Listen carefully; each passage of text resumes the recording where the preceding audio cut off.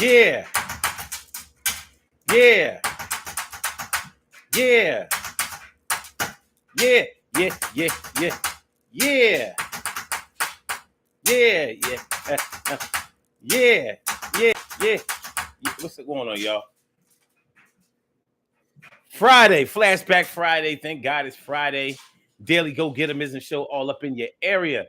I'm feeling like a real man should, and I hope y'all feel like real men and women should. Let's get this party started. Y'all made it through the whole week. You did it. You should be proud of yourself. You should be happy about everything. And I hope that y'all all work first shift. That means that y'all are actually in the midst right now starting your weekend. I don't care what you do your happy hour, kick it with your peoples, enjoy your paycheck, pay your bills, go get that special meal for you and your fams. You know what I'm saying? Eat your crab legs, peel your shrimp, do what, drink your beer, take your shots, cook your food, grill your stuff. You know what I mean? Just don't breathe in that nasty ass air that's coming on the East Coast. That's what I don't want you to do. Just don't mess with that nasty ass air, y'all. Tonight on the Daily Go Get 'Emism show, we talking about they used to say that crack. Yeah, remember how they used to be like crack. Yeah, that's what they used to say. Crack unalives you. Crack deletes you. Crack will make you not be here on this earth anymore. They used to say it all the time. It was more of a slogan in the 80s, especially in the 80s. And we would hear about celebrities and sports figures and just regular people that we knew, you know what I mean, having heart attacks or whatever. Because anybody who has ever used cocaine or knows anything about cocaine knows that it increases your heart rate. Now, whatever that they were mixing the crack with or creating the crack with back in the 80s was very potent, and it gave you a rush, and evidently it was too much for some people who had cardiovascular problems to be able to bear, allegedly. Now, that's what was going on in the 80s and in the 90s, and we already know the violence that was associated with the crack era, and we're associated with the there was crack and AIDS going on, and the two seem to be going hand in hand, even though crack is not an intravenous drug. um Anybody who has ever used cocaine or knows anything about cocaine knows that cocaine or cocaine derivatives or cocaine additives raise your libido. Yeah, if you on coke and you ain't doing it, something wrong. You know what I mean? So in all of that unprotected sex that is associated with drug use, it's hard to practice safe sex and substance abuse. It's very hard for that to happen. So a lot of people who were using crack also wind up um, developing or contracting HIV, and some of them went to full blown AIDS and wind up dying from full blown AIDS. So that's what the 80s and a lot of the 80s and a lot of the 90s were filled with. Now, the thing about the crack era is that it engulfed us. It engulfed our attention. So many families and communities were racked with crack use, crack abuse. Every family, I would argue, had a crack user. Most of us had crack abusers. Most of us had straight up crackheads in our family. You know, getting high all the time, not taking care of the children, having babies that they weren't taking care of, not going to take care of. You know, a lot of people grew up were raised by their grandparents because of the crack era, and there was a such thing as the crack baby, babies that were born to crack addicted mothers who actually were showing signs of addiction at birth. And many of those 80s babies are those crack babies of yesterday. And many of them have had developmental problems. And I'm not going to say that all of the millennials, um, well, this is the characteristics of most of the millennials these days, but it's not something that you can ignore. It's not something that you could ignore. Uh, there were mad community and social problems associated with crack, but crack was making so much money for certain people that it was like you almost had to pick your poison. On one hand, it's a very lucrative occupation if you can get it off. On the other hand, the jail sentences that were associated with crack use and the mortality rate that was associated with crack sales and use, mostly sales, because wherever you have a bunch of fast under the table money going on, you're going to have violence. You're going to have that, and you're going to lose soldiers in the field.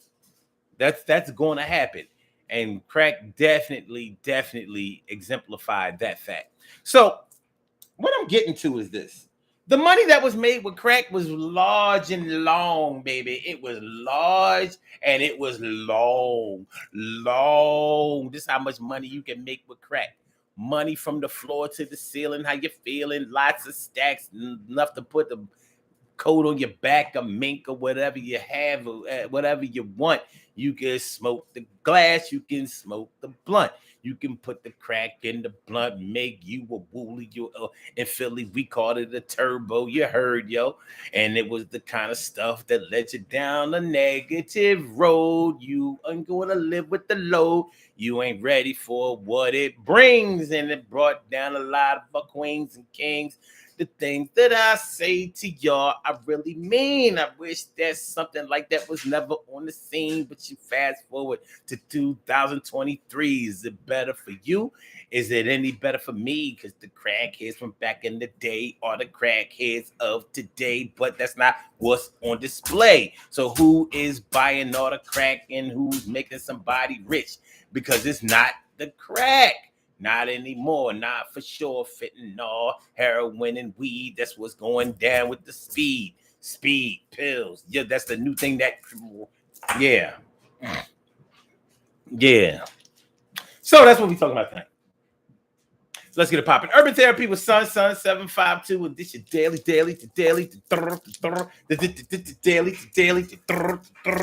The Daily Go Getimism Show. We do this every single day. Every day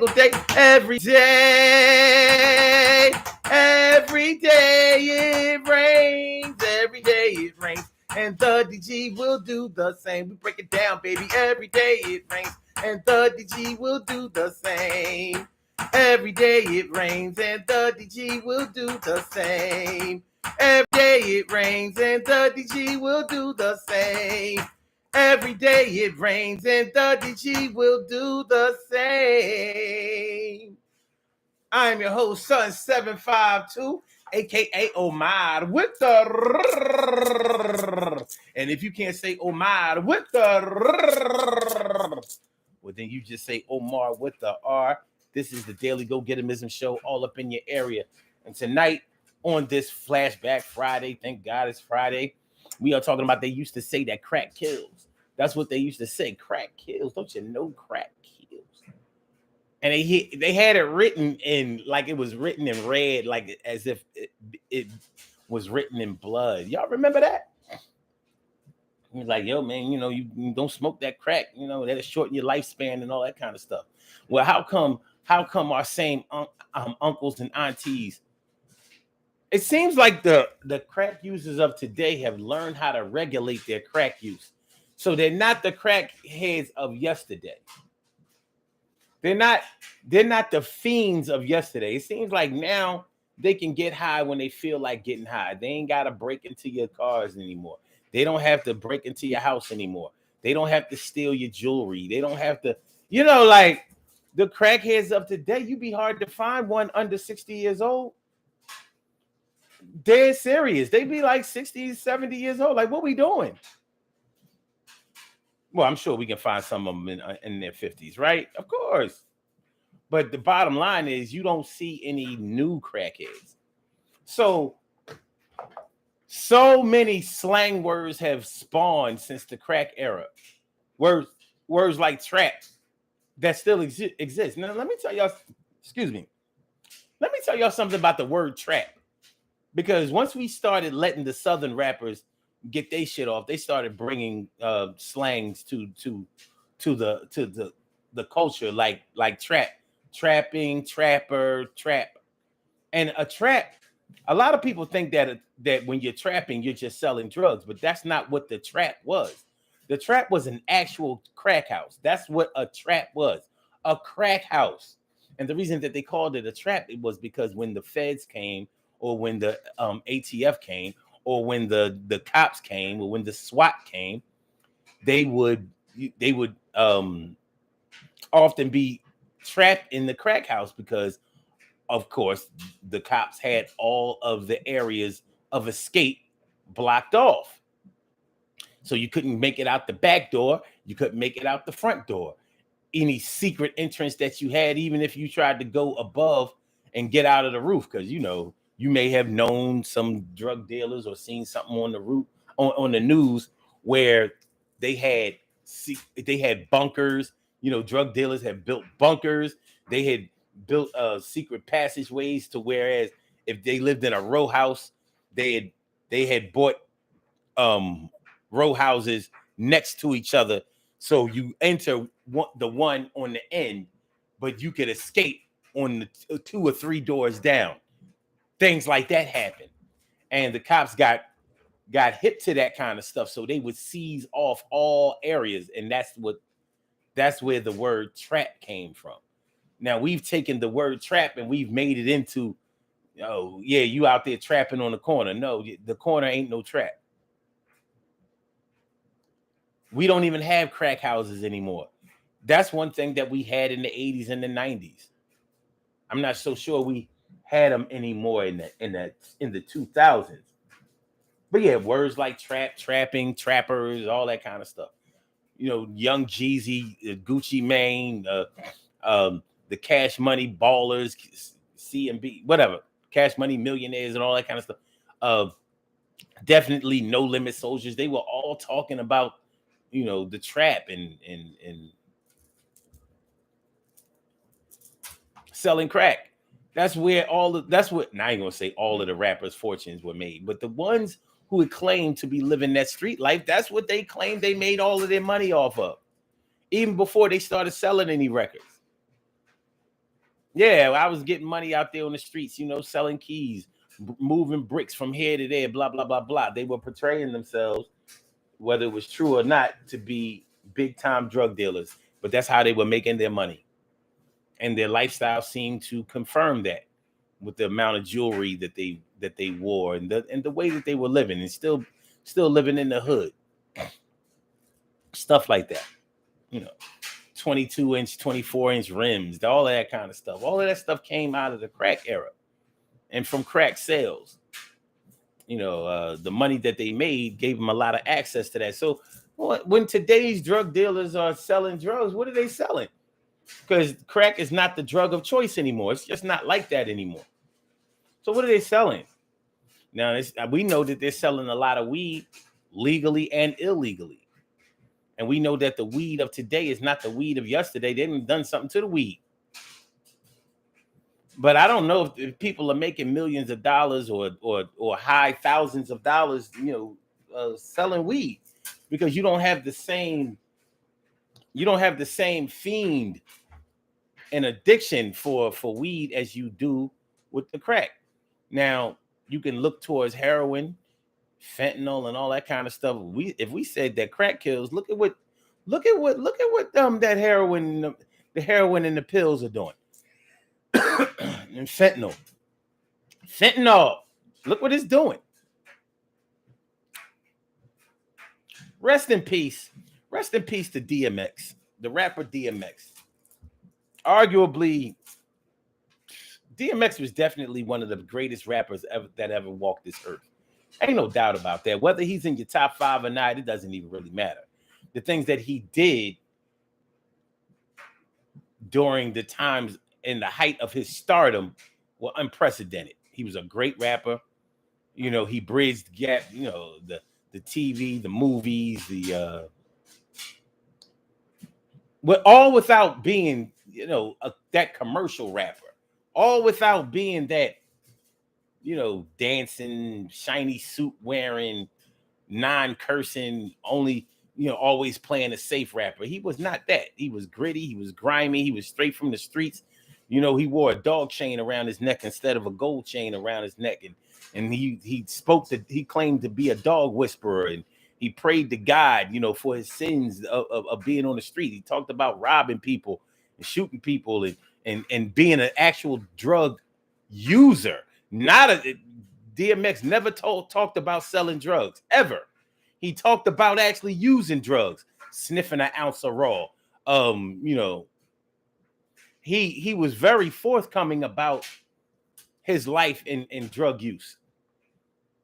Of course, he would try to give you the impression that he had it under control. But the reason that I bring up DMX is because the honesty that he displayed in the way that he lived his life, and actually being one of those old head crack users. You know, for those of y'all who don't know, he started using crack at the age of 13 years old, when somebody put the crack inside of a blunt that he had smoked, and it was pretty much on with him ever since then. So can you imagine growing up being a crackhead, going to group homes, high schools, making it into adulthood, having children, getting record deals, blowing up, going all around the world, and all of it, going to jail multiple times before his deal, during his deal, after his deal. Can you imagine all of that being on crack all of that time? Well, imagine his demise in 2020. I'm sorry, 2021. No. Yeah, 2021, right? Yeah. Imagine his demise in 2021, and not from being from crack. Not from being from crack. It's believed that, according to his toxicology reports, the damn fentanyl. The fentanyl. Yet, where are the fentanyl kills slogans? Where are the stay away from the heroin? Blah blah blah blah.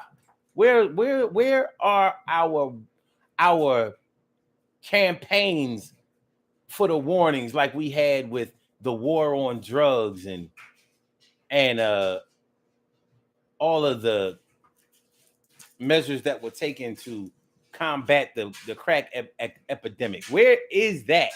Where's that energy towards the opioid crisis? Where's that? All right. In my mind, everything I'm talking to y'all about is still my intro. Really. Because what I really want to talk about is, they used to say that crack kills. Well, crack didn't kill anybody that I know. But you know what did kill them? Their underlying problems that they may have developed during their crack use, that didn't actually kill them until they stopped using the crack. That's the phenomenon I want to talk about for a minute, y'all. How many of y'all have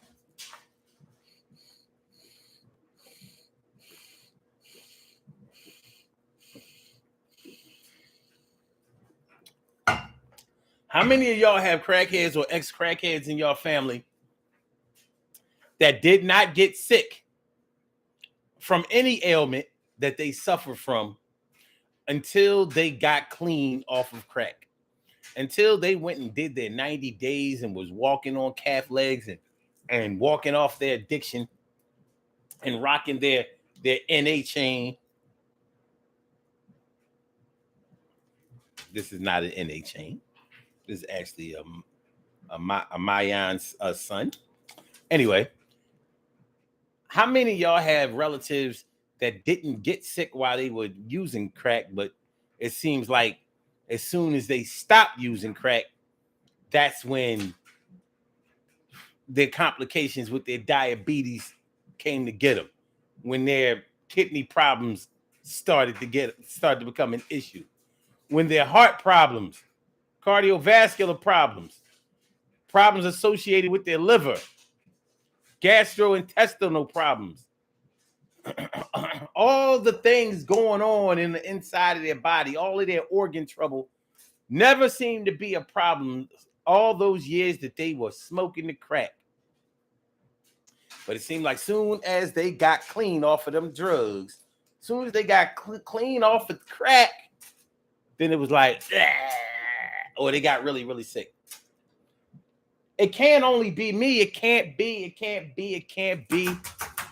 only me. It can't be only me, but it is me. And I see that it causes problems for us. We got to do something.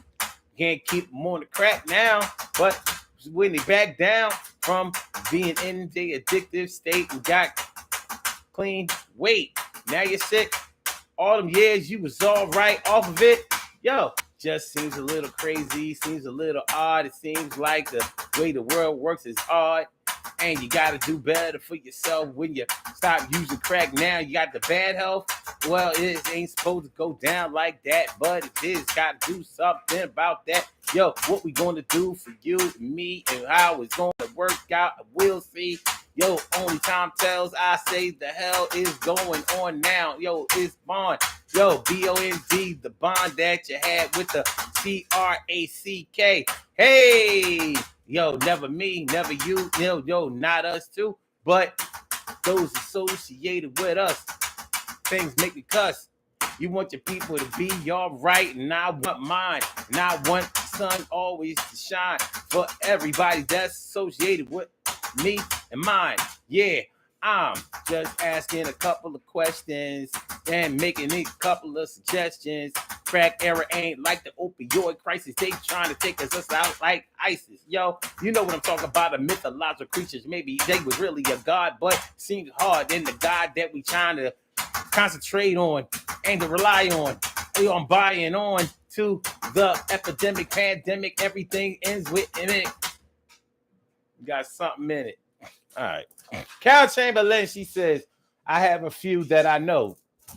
You know, it was a crazy situation. It really was. It was a crazy situation. You know, it's 2023. And you know how fast those 23 years seems to have passed. Like, when you think about it, you know how our parents, grandparents were born in the 20s, the 1920s. You realize we are in the 20s? We're in those 20s. That was 100 years ago. So your grandmother, your grandfather is probably not here anymore. They grew up in the 1920s. And here we are in the 2020s. But in the beginning of this century, crack was still going on, and it was strong. Well, drugs are still being sold, and people are still being locked up, and people are still perishing under the use of these substances. So, but what are we doing? What are we doing?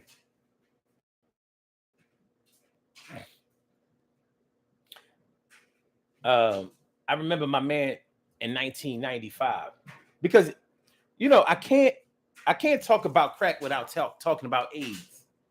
I can't talk about crack without talking about AIDS and HIV. Now I remember, because the crack and the HIV are the things that made up the biggest problems of the 80s and the 90s. You could not escape the drug use, the deterioration of our families and our neighborhoods because of crack use, and the fear that we had of contracting HIV, because both of those were spelling out death for everybody who was doing that. That's the way it seems, especially HIV. Remember, it used to be a 5-year death sentence. Now it's like death. I mean, I'm sorry. Crack and AIDS seem to be like something like it'll hurt you, but it won't kill you.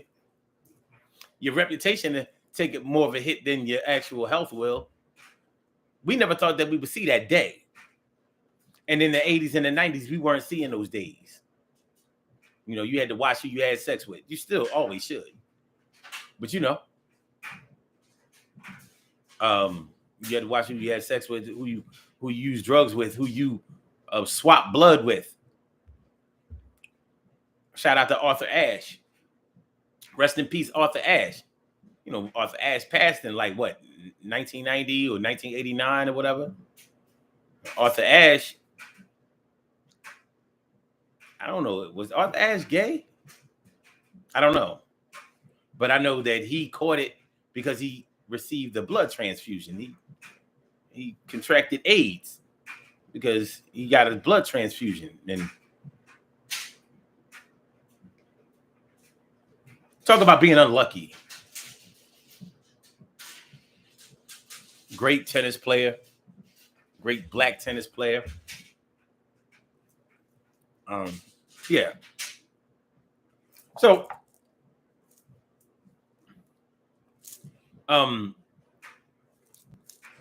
you look at crack, you look at AIDS nowadays, and it's like, no, we can actually fix this. So where are all the drug dealers making all their money? What are they selling? What are they selling? They still have crack, but that's not. I don't think that that's what's paying their bills, so to speak. That's not what's keeping their units alive. That's not the main ingredient of their financial portfolio. Are they selling pills? Possibly. Drug dealers have always sold pills, but the pills weren't what was paying the bills. You wasn't paying your bills with a whole lot of pills, but the pills right now probably pay the bills. But you get strung out on pills, and I know that you will get sick as a dog and be laying like a log. Now, we can't say that pill users that we know have never been sick. I ain't gonna lie to y'all, man. I don't ever remember seeing a crackhead laid up in the bed, you know, sniffling, sneezing, coffee, stuffy head, fever, having crack. I don't remember seeing it. I mean, did you ever see a crackhead with a cold? Now, look, I'm joking around a little bit, but at the same time, I'm scratching my head a little bit like they was always busy trying to, you know, get another hit. You know, if you employed a crackhead as an employee, whether it was cutting your grass, mowing your lawn, which is the same as cutting your grass, cutting your hedges, painting your house, fixing walls, doing your plumbing. One thing that you had to be prepared to do if you were dealing with a crackhead is that you're going to have to make several payments to him throughout the day.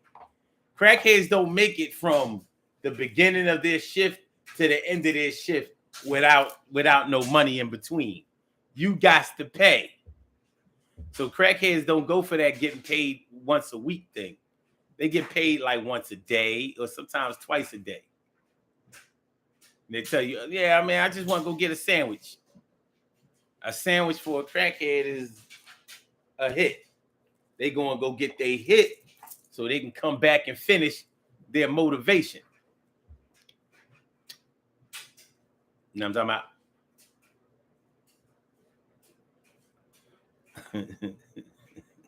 TK Wright says, crackheads are great mechanics. Yes, they are. And so economical. That's where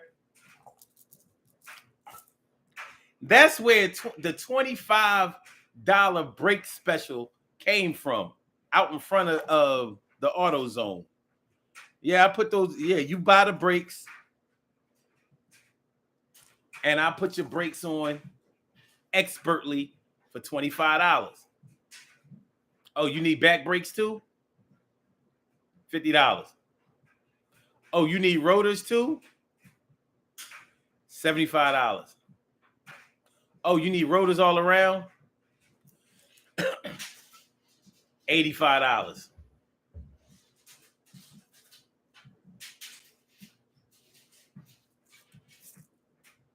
That's how it went. You know, so we can talk all day about what crack took away from our community. That's what it gave us. That's what it gave us. Shoot. The crackhead mechanics gave us the cheap mechanic prices. Then the fresh off of crack use, or the I don't smoke crack no more or get high no more crackheads or mechanics. Now they came and drove up the price. Let's see. I got brakes put on about 3 weeks ago. 3 weeks ago to a month ago. And it was just the back brakes. And he wanted 50. I was like, what happened to 25? It was 50. Why? Because he wasn't on the crack. He wasn't on the crack. TK right says, just make sure you get the bulk of the work done up front. Oh, a crackhead will fit. I'll tell you this. A crackhead is a better contractor than most contractors are. You know how with contractors, you hire contractors, and this is the knock on a lot of black contractors. They'll do the work, but they'll leave one thing unfinished. And if you've paid them all the money, then they ain't coming back. Well, with a crackhead is always coming back, whether you paid them a partial payment or whether you gave them back all the money. And y'all ain't gonna tell me I'm lying about this, because I know this for a fact. It's because a crackhead is sort of like a stray cat. You know, if you feed a stray cat, that stray cat is going to, that you own that cat. That's your cat. When you get up in the morning, that cat is going to be at your doorstep. Like, yo, what up? Yo, you got some more of that 9 lives, that Friskies, that, you know, it don't matter. Hard, soft, it don't matter. I'm here. What's up? You want some head? Here, go ahead. Go, take some head. Go ahead. Yeah, under the chin. Back here, right there between the shoulder blades. You know, yeah. Behind the ear. Yeah. Matter of fact, let me rub up against you a little bit. Let me rub up against you. Make sure that you understand you belong to me. Yeah. Yeah. That's what a stray cat does, and that's what a crackhead does too. So a crackhead will finish the job that they did for you. They'll come back to see what else you need done, because they know they gave you a price to the point where you're going to get everything in your house done. So originally, all you wanted was your grass cut. But then they found out that you know how to put up some sheetrock. And then they found out that you know how to fix some leaks. And then they found out that you know how to twist some wires together and do a little electricity. Safe too. And then they found out that you know how to put brakes on the car. And then they found that don't nobody got more trade skills than a crackhead. Nobody. And crackheads do learn how to make a living. So that clean contractor that you signed the contract with and signed up to do all of this specific work, yeah, you paid him off and you never saw him again, because he ain't coming back and sending his crew back that he can't pay, because he done already paid them and spent his portion. But that crackhead, they like, whatever you need me, just give me a call. Here, let me give you my phone number. They give you a cell phone number that probably by the time you call it, you know, it's going to be off. But don't worry about it being off, because he coming back around the corner. Or you can just go around the corner. You're going to see him. You're going to see him. You're going to see him. He's going to be around the corner doing some work for somebody else. But as soon as he get finished done with them, he'll come back around and hook you up. All you gotta do is feed him a little crack money all day. So you give him a little bit in the beginning, he'll start on your shit, get it popping. Around lunchtime, throw him a couple of dollars, not a lot. $10, $15, enough to get a couple of hits. He keep it going. Work all the way into the night, that kind of stuff. And now I'm not trying to promote crack use, crack addiction, or anything like that. I'm just telling the truth. This is how it happened. This is how it go. The lazy crackheads that I knew, they were usually using something else.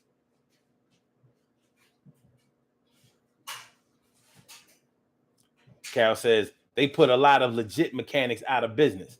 And that's because them legit mechanics needed to be out of business. They was charging too much goddamn money. And they wasn't, and it seemed like they was fixing your cars so they would break again. Meanwhile, these crackheads was fixing your cars so it would run again. I heard y'all wrote down. I hope y'all wrote down what I said. Those legit mechanics was fixing your car so it would break again. Them crackheads was fixing your car so it would run again.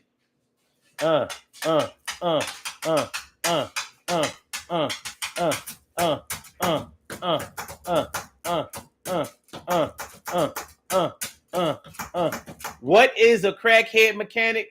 That's a mechanic that's not ASE certified.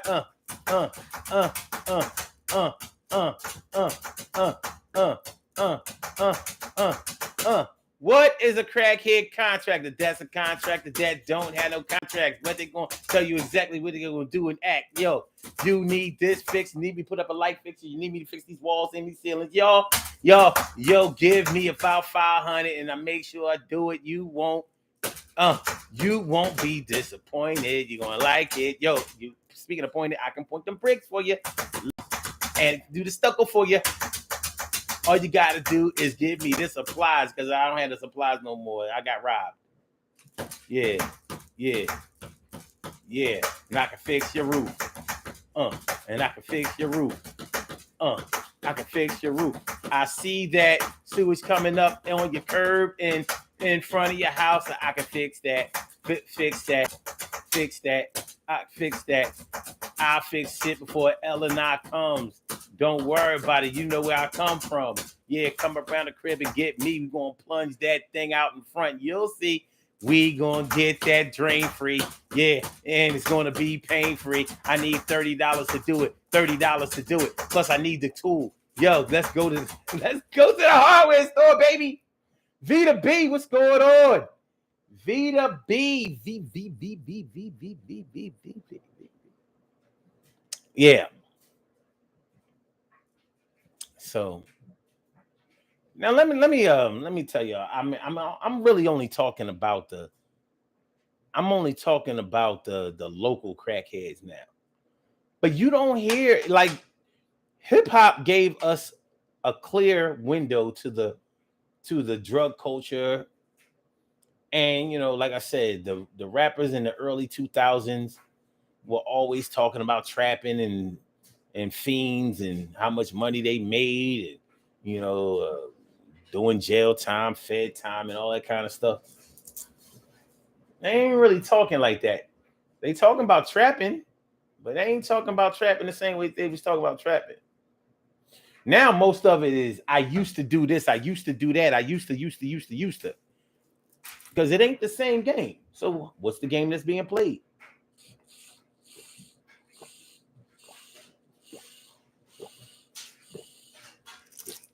My man that was using crack 1995. I remember in 1995 I had a truck and he used to wash and wax my truck for like $20. Some old crazy number like that, like $20. And he was clean off of crack. And I remember when he went to the doctor, he came back and he was real sad because he had contracted HIV. And I was like, damn. I remember feeling so sorry for him, like, shit. And after a while, it seemed like he relapsed and started using crack again.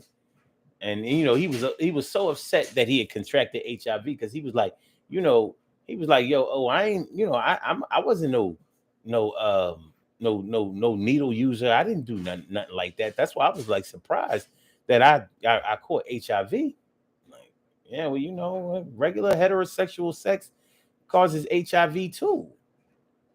But I wasn't gonna give it up like that. You know what I'm saying? Shit, I felt for him because he was a good dude. Fast forward years later, maybe 9, 10 years later, and I saw him again. And it was like, first of all, he was still alive.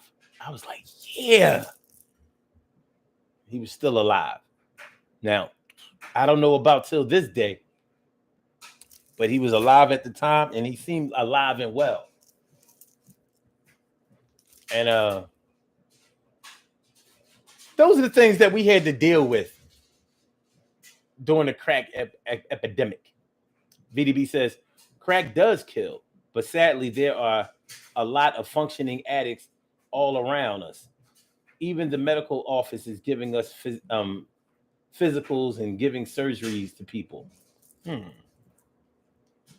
So, how exactly is the crack killing? There's so little cocaine in the crack. I mean, little. I think there was a lot of cocaine in the crack in the 80s, but today's crack, little. Most of it is cut. And that little rock, how much cocaine could be in that little rock? Think about it. It's a little rock. It's a little rock. Little. It sure ain't 90% cocaine in that thing.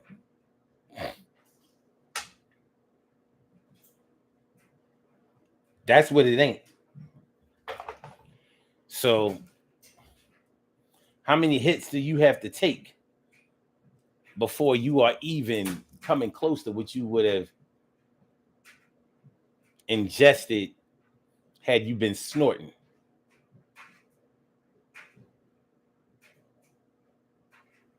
Whitney Houston. Now, even though the details of her departure are sketchy at best, and they said that she had cocaine in her system when she passed, but we know for a fact that she was trying to clean up her life and she was getting clean. But is it safe to say that when Whitney was using, and I'm just going to say that Whitney was using because for some reason it's hard for me to accept that she was smoking crack. And you know why? Because she could afford not to. That's why when she said crack is whack, I believed her. Like she looking at it like crack is that's what people use when they can't afford the powder. I buy keys of my shit and just, I just get busy. I ain't gotta smoke no crack. I ain't gotta be getting no 10 no nickel bags, dime bags, and nothing like that. I don't need to smoke no crack. I sniff. So I'm just gonna say this because some people insist that Whitney admitted that she smoked crack. When I saw her in the interview, they said that she came back and did another interview where she admitted that she smoked crack. Well, I didn't see that one.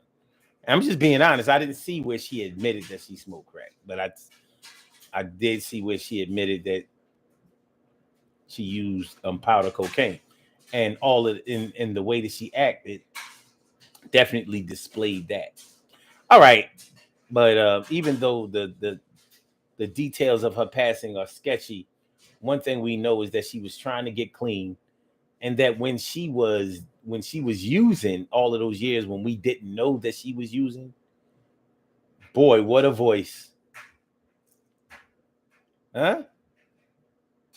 You know, that's when we got the, I don't know if she was using all the way back in the "You Give Good Love" days, and saving all my love for you. I don't know if she was using all the way back then. I actually don't think so.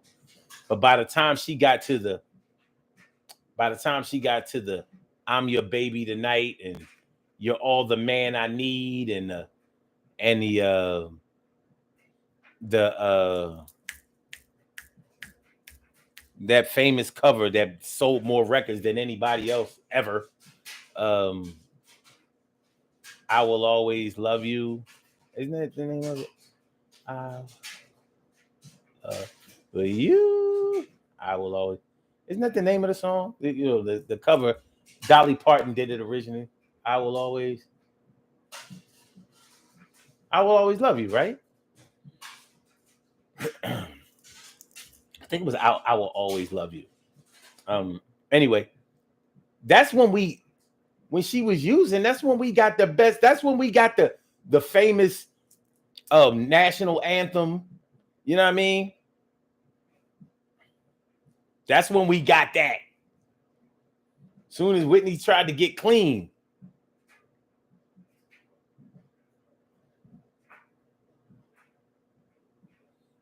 Now she ain't got no voice. Now she's suspect. Now people saying that, you know, she's done. She couldn't hit those notes anymore. She might have needed the crack. She needed that crack. What's going on, Linda Lawrence? Linda Lawrence. Okay, let me see. Vita B says, I saw my best friend go down quickly a year ago after just a couple of times smoking it with a guy she met. She swore she was fine and could quit. How long has she been smoking? Like, she started smoking crack in this era?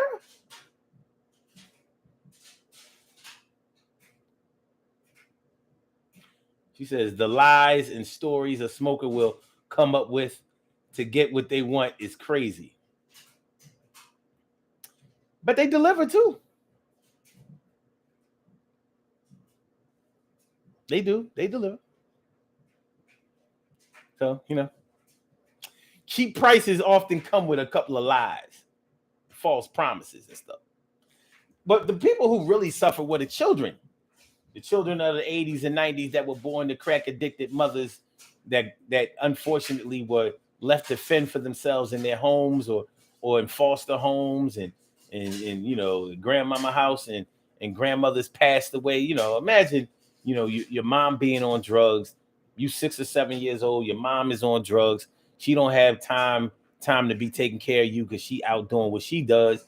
Your grandmother takes care of you and raise you with love and all of that, but your grandmother passes when you like 12, 13, 14 years old, and you just out here. You ain't out of high school yet. You know, your mom might not be available for you. Or even if she was halfway available, you go and be with your crack addicted mom, and it's not a good look. Not a good look. You got your little job. You buy your little Jordache jeans, Sergio Valente, you buy your little rings, your little earrings and all that. Your mom's stealing your shit. She acting all crazy. She embarrassing you. You 14, 15 years old, 16 years old. Yeah, the children suffered. The children suffered the most during the crack era. We don't look at it that way, but I do. Because, you know, growing up in a state where you have to be embarrassed and humiliated because of what somebody else is doing that's close to you. Hard living, baby. Ovita B says she lied about it. Apparently 10 years ago, she tried angel dust. Well, angel dust and crack ain't the same thing. Not nearly. You ain't gonna have nobody using angel dust for no 2-3 decades. That's what's not gonna happen. Not gonna happen. Too potent, too crazy. But evidently, you can have that with a crackhead. With the crack,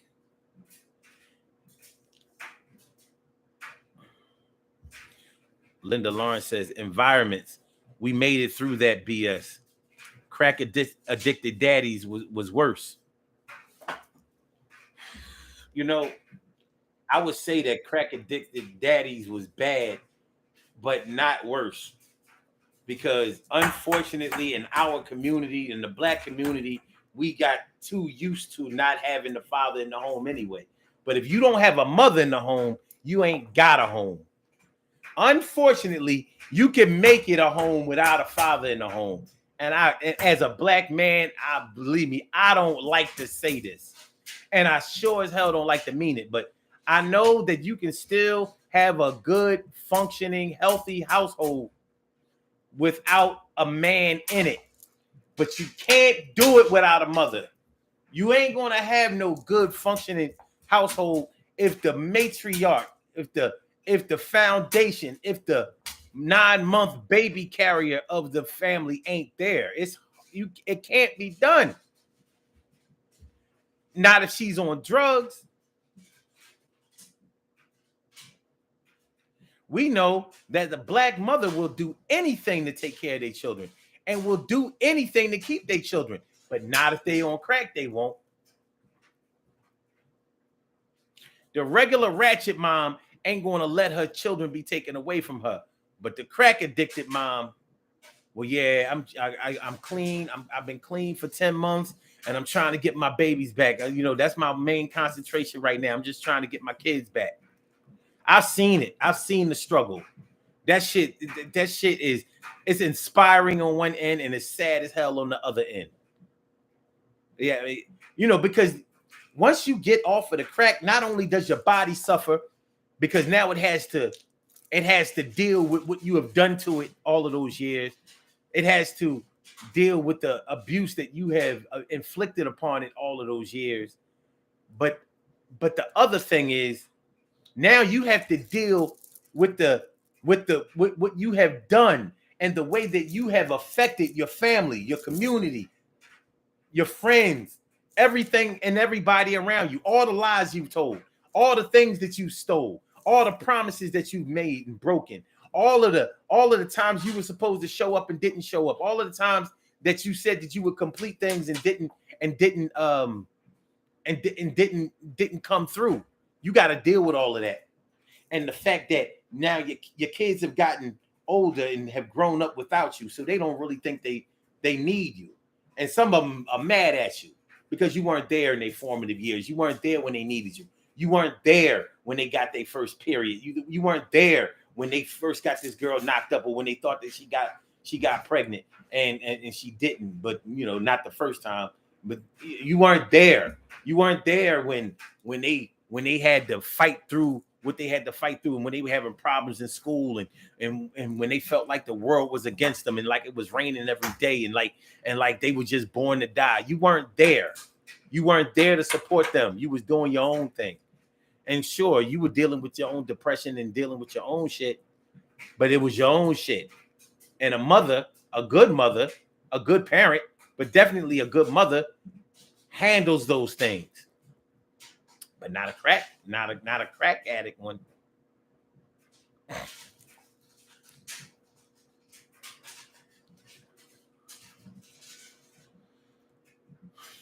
Vita B says mothers are the nurturers.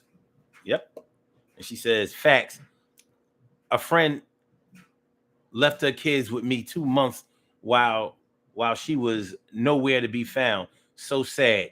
She was embarrassed and ashamed.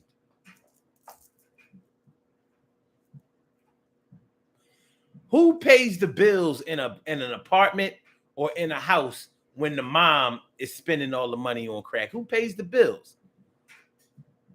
So now you got your kids growing up. They got holes in their jeans and they sneakers, and they looking like bums, and they got to go to school getting teased about that. Then they come home The crib ain't got no lights, barely any food in the house, ain't got no water running, cold in the house. Yeah, crack did, ugh, crack era allowed all of that, and that's all until your landlord finally puts you out. Where you go? Go to your grandmother's house. Go to your aunt's house. Go to a friend of yours whose mom might have taken you in. So you know, a parent being on crack has given everybody else a responsibility or added responsibility that they didn't earn themselves. Shout out to all the grandmothers that raised their grandkids like they was their kids. Shout out to all of the aunties who did the same things, uncles too. Shout out to all of the extended family members that weren't even blood family members or real family members, but that acted as family members. Shout out to all of the friends of the mothers of the friends of friends whose mothers was on crack. And they said, well, you know what? We got room here. They can stay here. They can stay here. Their parents ain't got them. We got them. So shout out to the Miss Kims. Shout out to the Miss Tracy's. Shout out to the Miss Reginas. Shout out to the Miss Barbaras. Shout out to the Miss and Mr. whoever who looked out. They ain't have to do that shit. They ain't have to do it, but they did it. Shout out to the good foster parents. The good ones, not them random motherfuckers that's doing it for the check. Now, I ain't no shout outs for them, but the real ones who still give visits to this day. Yeah, well, I'm gonna go see my mom. She was really my foster mom, but she held it down for me. Shout out to them. But that's what the crack era gave us, baby. That's what the crack era gave us. Vita says you don't. 9 times out of 10, you lose it all. That's right. Your landlord ain't trying to hear, you don't have no money for the rent. One thing is for sure, your landlord ain't taking you in, and they ain't reducing the rent, and they ain't letting you live nowhere for free. And they ain't wrong for that. That's how they make a living. That's how they put food on their table. That's how they feed their family. People think landlords are rich and shit. They sure ain't rich by nobody paying them. You housing everybody, paying your mortgage, paying your taxes and all of that, and L&I violations and fees and stuff. You going broke, but behind trying to be there for your people. Shit. I said shit.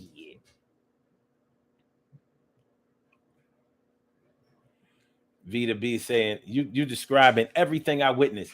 Broke my heart knowing these kids, 8 years to see them wearing clothes 2 sizes too small while the mother dressed to a T and neglected everything. Shit. The mother was dressed to a T. Well, ain't that some shit? Let's do these birthday shout outs. We have some birthday shout outs to do. Some people were born on this glorious June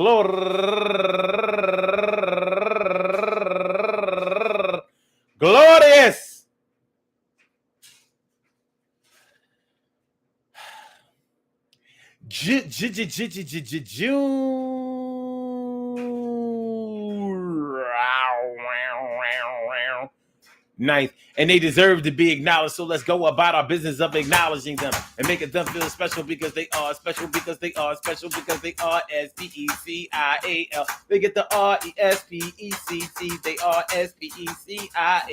They get the RESPECT. They are SPECIAL. They get the RESPECT. They get number 1 out the box. Memo Pad, turning 49 years old today, and Karima Yelverton. Happy birthday to you. And Teresa Williams, happy birthday to you. And Melissa Johnson, happy birthday to you. And Thomas Crawford, turning 53 years old today, happy birthday to you. And Machado Katia, turning 43 years old today. And Jamaica Brinson, turning 51 years old today. And Isabel Martinez, happy birthday to you. And Coolest Keisha, turning 34 years old today. And Lynette Matarus, happy birthday to you. And Joanne Taylor, turning 65 years old today. And Phoenix Banner, turning 53 years old today. And last but not least, a man that I've known since like 1982, my man Al Hooper. Happy birthday to you. I want to say, I hope that today finds you all in good health, happiness, mind, body, soul, and spirit. And that goes out to any and everybody born on this glorious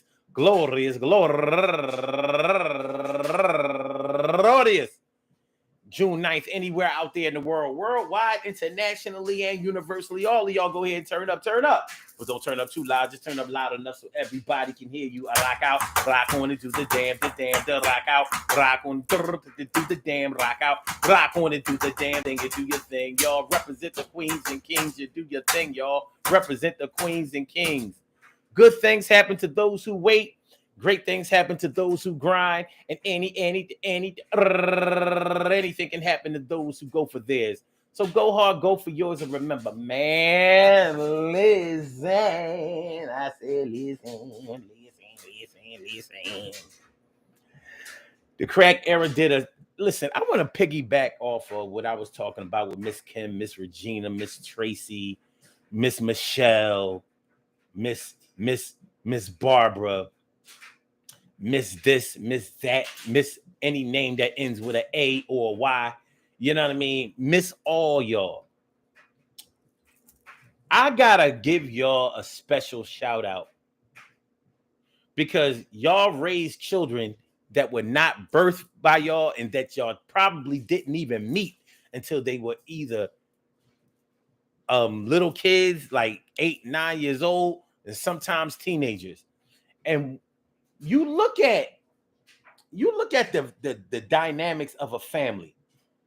Normally in a family, there's favoritism and things like that. So you'll see sometimes certain children are treated better than other children. And especially in situations where you have multiple parents, like they don't all have the same father, they don't all have the same mother. You see blended families obviously having a break in the equality of the way that they are treated. But you be hard pressed to find a situation where a family took in a teenager or a child that wasn't theirs, basically rescued the child and didn't treat them as well as they treated their other blood-born children. So I have to give an extended shout out to them. I've never heard somebody who was living with somebody because their mom wasn't there for them because they was on drugs. I've never heard them say, yeah, I don't know, Miss Lisa don't be treating me the same or treat me as good as she treat her daughters and sons. It ain't never like that. It seems to me like those bonus parents be working harder to make sure that they either have the playing field even, or that they make sure that they never feel left out. Because they know that from their family, they already been left out. Peace to all my day ones, my everydays, and my brand news. I love y'all to death. Resuscitate y'all. I love y'all right back to life. We will be back tomorrow for another Urban Therapy with Sun show. So we'll be back tomorrow at 1 o'clock. So y'all make sure y'all come through. We got it. So Blog Talk, we gonna get you out of here. Yeah. And for my YouTubers, you know just how we do, but thanks for coming on through. See you on the other side, my boobers. Make sure that y'all share, like, and subscribe. We gonna do this while we alive. Love y'all. Peace.